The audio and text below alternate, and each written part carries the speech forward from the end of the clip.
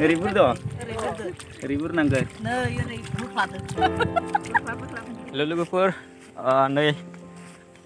आं मोनसे भिडिअ लाना फैलायबाय लोगोफोर आं दा दंफैयो जोंहानि फोथाराव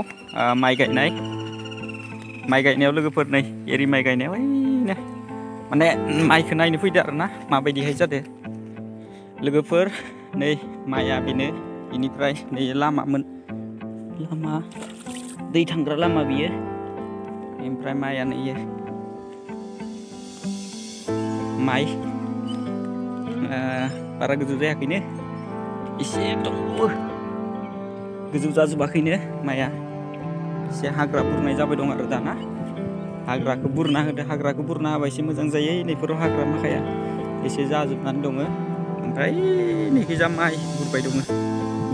नैखिजा माइ माने हाग्राखौ बुरबाय दङ नैफोराव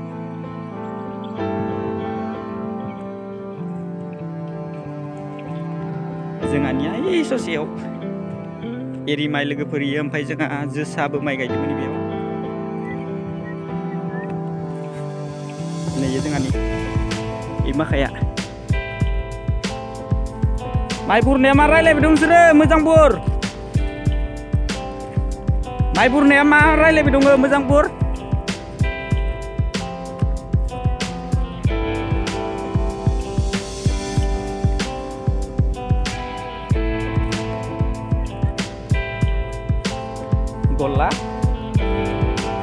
गल्ला गैयालै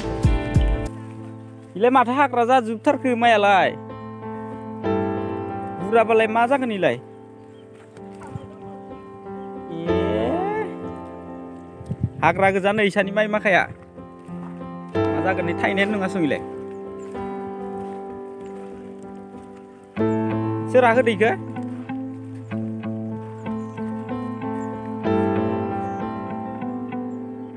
जाना माबाया जोसायावबो खिनियामोनलै नैखिनियामोन ना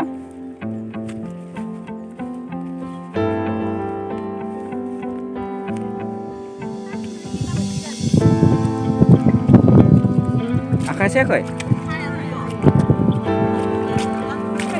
माबोरै बुरदो नाय खिनाय माबोरै बुरदो रिबुर दं रिबुर नांगौ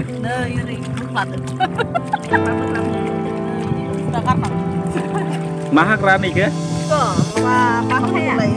माखाया माखाया हाग्रा ओमफ्राय हाजिराया बेसे मा दाम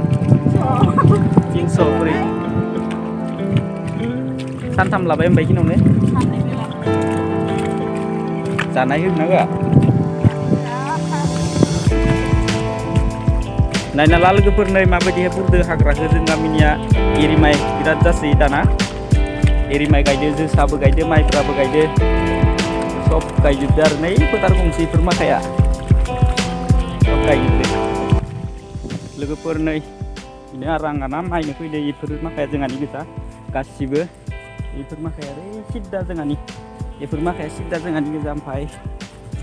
ओरैनो नायनो फैदो आं माइखौ माबायदि जादो मोजाङानो जादो गासिबो माइया इफोर माखाया गोसोम गोसोम जाजोबदो इफोरो हासार खनसे होबाय आरोना ओमफ्राय हाग्राखौ खनसे बुरना होबाय बेनिफ्राय दा आरो गेजेर ससेयाव हाग्राय दै होबाय थानांगौ लोगोफोर नै ओमफ्राय नै बेफोरबायदि ड्रेन दङ नै ड्रेनजों होनांगौ आरोना बेफोरबायदि नैखिजा हासार माबा हाग्रा बुरना होबाय दं हाग्राखौ बुरबाय थानांगौ ओमफ्राय नैखिजाबो हाग्रा बुरदो इ मोनसेया इ लाइनसेया